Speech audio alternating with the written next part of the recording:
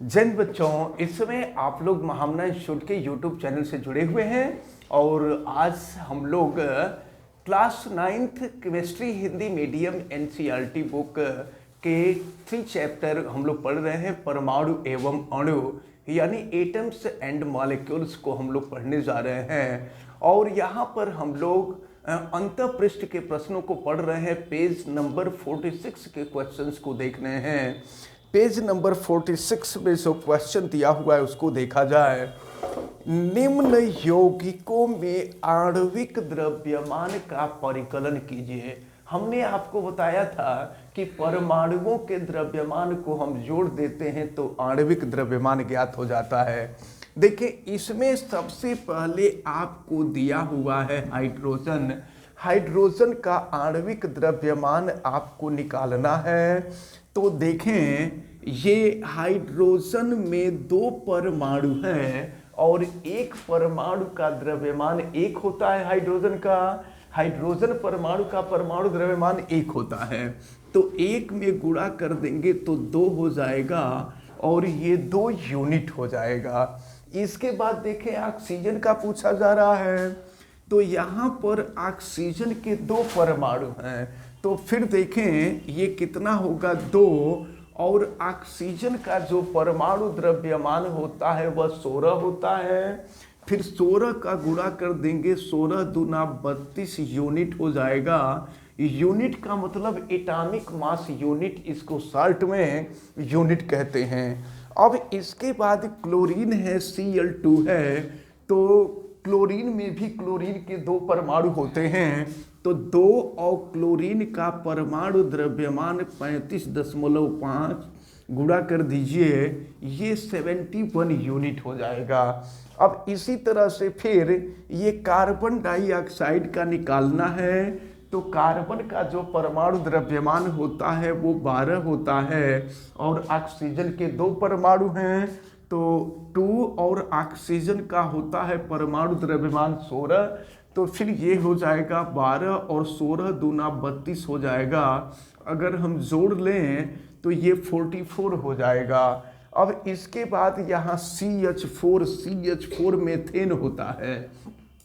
तो मेथेन का हम निकाल लें तो कार्बन का 12 होता है और यहाँ पर हाइड्रोजन के 4 परमाणु हैं। तो 4 × 1 हो जाएगा। तो 12 + 4 = हो जाएगा 16 यूनिट, सबके साथ लिख देंगे आप लोग।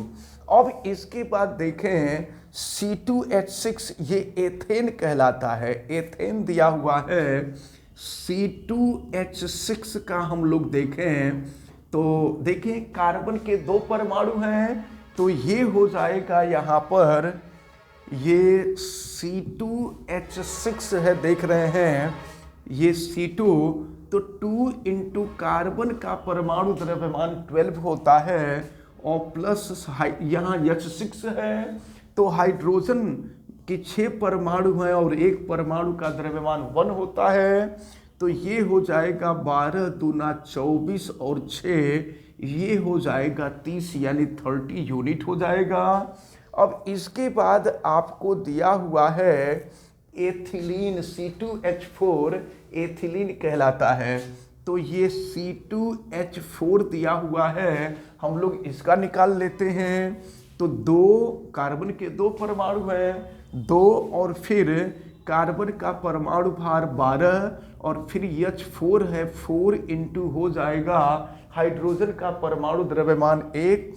तो 12 दूना हो गया 24 और प्लस हो जाएगा 4, ये हो गया आपका 28।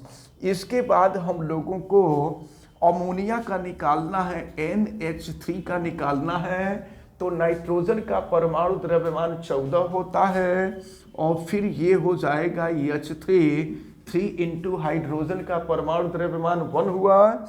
तो ये हो गया आपका 14 + 3 यानी ये हो जाएगा आपका 17 यूनिट। और फिर इसके बाद दिया हुआ है CH3OH मेथिल हाइड्रोक्साइड, या जिसको हम लोग कहते हैं मेथेनॉल कहा करते हैं। तो ये CH3OH ये जो मेथेनॉल है यही कच्ची शराब इसको कहते हैं। ये कच्ची शराब बहुत हानिकारक होती है, लोग इसको पी लेते हैं तो मर जाते हैं।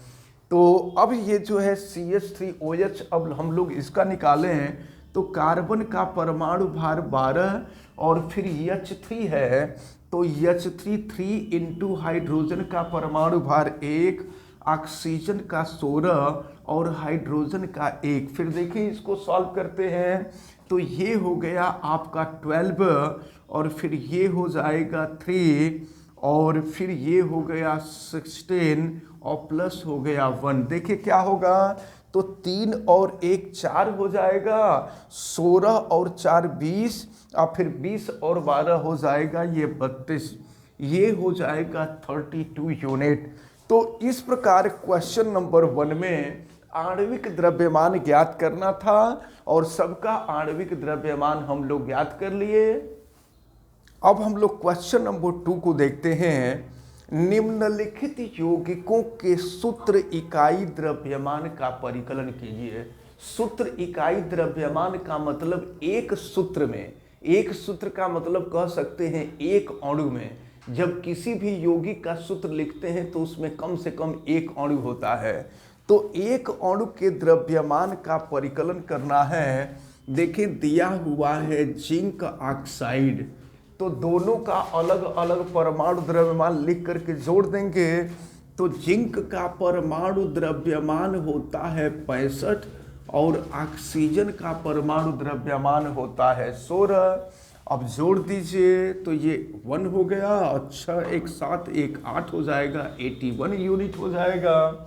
अब इसी तरह से आपको दिया हुआ है Na2O सोडियम ऑक्साइड। तो अब देखिए यहाँ पर सोडियम के 2 परमाणु हैं तो 2 से गुणा हो जाएगा और सोडियम का परमाणु द्रव्यमान 23 होता है और ऑक्सीजन का परमाणु द्रव्यमान 16 होता है। तो ये हो जाएगा 23 दूना 46 और ये हो गया आपका 16, जोड़ दीजिए तो ये 2 हो जाएगा और फिर हो गया 4 1 5 1 6, ये 62 यूनिट हो जाएगा। अब इसके बाद फिर आपको दिया हुआ है पोटेशियम कार्बोनेट K2CO3। चलिए इसका हम निकालते हैं। तो पोटेशियम के 2 परमाणु हैं 2 और पोटेशियम का जो परमाणु द्रव्यमान होता है ये 39 होता है, 39 होता है और कार्बन का परमाणु भार 12, परमाणु द्रव्यमान 12 होता है। और फिर इसके बाद जो है O3 है तो ऑक्सीजन के 3 परमाणु और फिर ऑक्सीजन का परमाणु द्रव्यमान 16 होता है। तो फिर देखें क्या मिल जाएगा, तो यहाँ 2 से गुणा कर देंगे, 2 9 18 हो गया, फिर 2 3 6 1 7 78 हो जाएगा, ये हो गया 12 और ये हो गया 16 3 48। तो अब देखिए ज़रा क्या हो जाएगा, 48 में 12 जोड़ेंगे तो 60 हो जाएगा और 60 इसमें हम जोड़ देंगे तो ये हो जाएगा आपका 138 हो जाएगा। तो 138 यूनिट हो जाएगा। तो ये आपसे पूछा जा रहा था, इन सब का परमाणु द्रव्य, इन सब का आणविक द्रव्यमान की गणना हम कर लिए। अब देखते हैं पेज 48 के क्वेश्चन हैं। यदि कार्बन परमाणुओं के 1 मोल का द्रव्यमान 12 ग्राम है तो कार्बन के 1 परमाणु का द्रव्यमान कितना होगा। हमने आपको मोल संकल्पना में बताया था कि किसी भी पदार्थ के 1 मोल में परमाणुओं की संख्या अवोगाद्रो संख्या के बराबर होती है। तो देखें यहाँ दिया हुआ है 12 ग्राम यानी 1 मोल का द्रव्यमान। देखें 1 मोल कार्बन, 1 मोल कार्बन का द्रव्यमान दिया हुआ है, कार्बन का द्रव्यमान, और यह दिया हुआ है 12 ग्राम। तो देखिए 1 मोल कार्बन का द्रव्यमान, और जानते हैं 1 मोल में परमाणुओं की संख्या अवोगाद्रो संख्या के बराबर होती है, हमने आपको बताया था। और अवोगाद्रो संख्या 6.022 और गुणे 10⁻23 होता है। तो 1 मोल का मतलब 6.022 और इंटू 10⁻23 कार्बन परमाणु का द्रव्यमान है। कार्बन परमाणु का द्रव्यमान, और यह द्रव्यमान होगा 12 ग्राम। तो अगर एक परमाणु का द्रव्यमान निकालेंगे, आपसे एक परमाणु का ही द्रव्यमान पूछा जा रहा है, तो अब यहाँ हम एक कार्बन परमाणु का द्रव्यमान निकालेंगे। एक कार्बन परमाणु का द्रव्यमान ये 12 बटा में, और ये सीधे नीचे आ जाएगा। तो ये हो जाएगा 6.022 और गुणे हो जाएगा 10⁻23। अब इसको हम सॉल्व करते हैं। देखिए सबसे पहले तो इसको अगर हम 2 से कटा दें तो क्या हो जाएगा। देखिए 2 छक्का 12 हो गया, और 2 तिहाई 6, और फिर हो जाएगा 2 एका में 2, फिर 2 एका में 2, 2 से 2 कट गया। तो ये हो गया आपका 6/3.011, और ये जो 10⁻23 है ऊपर चला जाएगा। तो 10⁻23 को ऊपर ले जाएंगे तो 10⁻−23 हो जाएगा। अब हम यहाँ ऊपर नीचे 1000 से गुणा कर लें, तो ऊपर 1000 से गुणा करेंगे तो 6000 हो जाएगा, और नीचे हो जाएगा 3011। अब 6000 में 3011 से भाग दे दीजिए, तो जितना आएगा वही कार्बन के एक परमाणु का द्रव्यमान होगा। तो इस प्रकार आपने देखा कार्बन के एक परमाणु का द्रव्यमान निकल गया। अब इसके बाद देखें, अब इसका ये जो है पहला क्वेश्चन था, अब फिर आपसे दूसरा क्वेश्चन पूछा जा रहा है। तो चलिए दूसरा क्वेश्चन हम लोग सॉल्व करते हैं, और इसमें दिया हुआ है, तो देखिए यहाँ पर दूसरा दिया है किसमें अधिक परमाणु होंगे। दिया है 100 ग्राम सोडियम या 100 ग्राम लोहा में। अगर 100 ग्राम लोहा होगा तो उसमें ज़्यादा परमाणु होंगे, कि 100 ग्राम सोडियम होगा तो उसमें ज़्यादा परमाणु होंगे। तो देखा जाए तो अब देखें, सोडियम का जो परमाणु द्रव्यमान है वह 23 यूनिट है, और एक यूनिट में परमाणुओं की संख्या अवोगाद्रो संख्या के बराबर होती है। यानी एक मोल, हम ऐसे कह सकते हैं कि एक मोल का मतलब 1 ग्राम अणु, और 1 ग्राम अणु में परमाणुओं की जो संख्या होती है वो अवोगाद्रो संख्या के बराबर होती है। तो सोडियम का जो परमाणु द्रव्यमान होता है वो 23 होता है। तो देखें, आपसे प्रश्न में यही पूछा जा रहा है कि किसमें अधिक परमाणु होंगे। तो 23 ग्राम यहाँ लिखा जाएगा, 23 ग्राम सोडियम में, क्योंकि सोडियम का परमाणु द्रव्यमान 23 होता है। 23 ग्राम सोडियम में परमाणुओं की संख्या ये अवोगाद्रो संख्या के बराबर होती है। तो ये हो जाएगा 6.022 इंटू 10⁻23।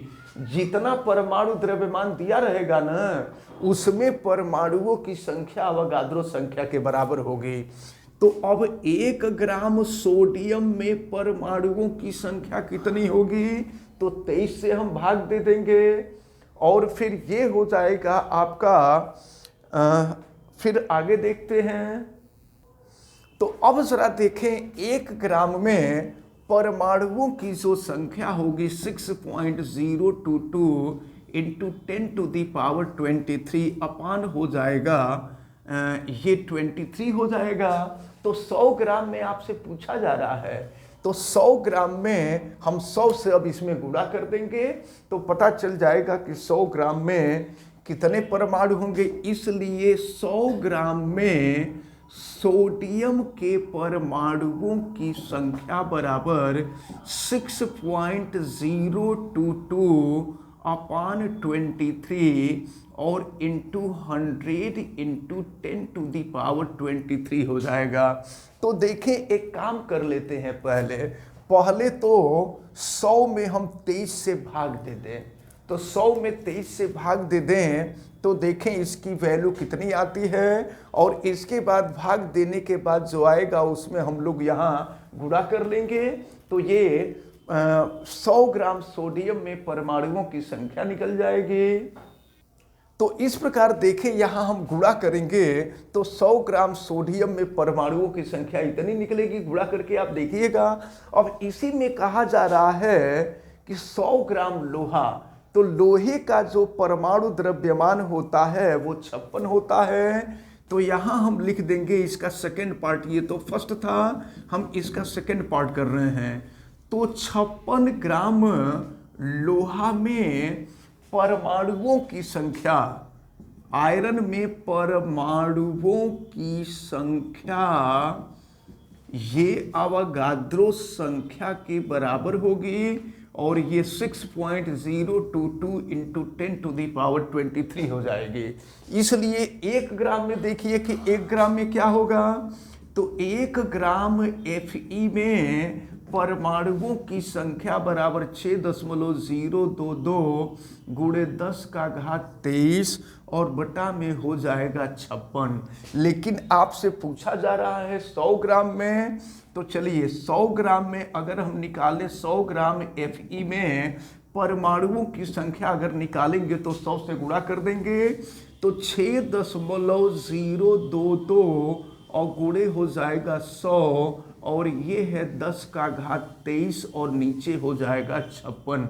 अब जरा देखिए, हम एक अंदाज पे यहाँ बता रहे हैं, ये 6.022 अगर ये 100 है तो 56 से भाग देंगे तो इसमें 2 बार भाग नहीं जाएगा, ये जो है एक बार ही भाग जाएगा।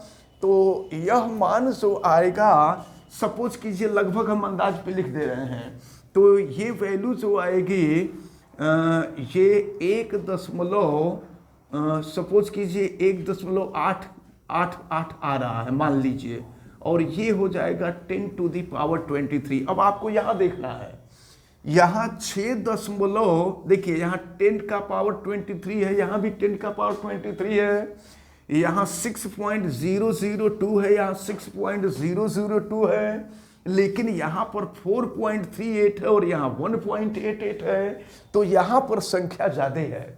तो इस प्रकार इसका गुणा करेंगे तो इसका गुणनफल ज़्यादा आएगा, आप कर लीजिएगा गुणा करके। तो इस प्रकार इसका गुणनफल ज़्यादा आएगा, तो हम कह देंगे कि 100 ग्राम सोडियम में परमाणुओं की संख्या ज़्यादा होगी और 100 ग्राम आयरन में परमाणुओं की संख्या कम होगी। यही आपसे पूछा जा रहा था। गुणा करके और यहाँ भाग दे करके हम अंदाज पे किए हैं, ये एक्यूरेट वैल्यू निकाल लीजिएगा, लेकिन आंसर आपका निकल चुका है कि सोडियम में परमाणुओं की संख्या ज़्यादा होगी। तो इस प्रकार जो है पेज नंबर 48 के भी ये जो अंतःपृष्ठ के प्रश्न थे, ये प्रश्न कंप्लीट होते हैं।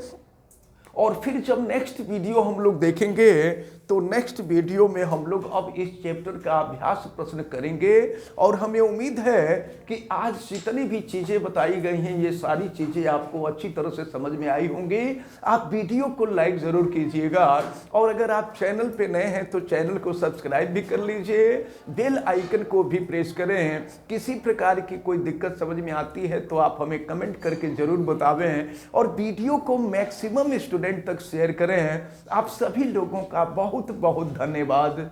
जय हिंद।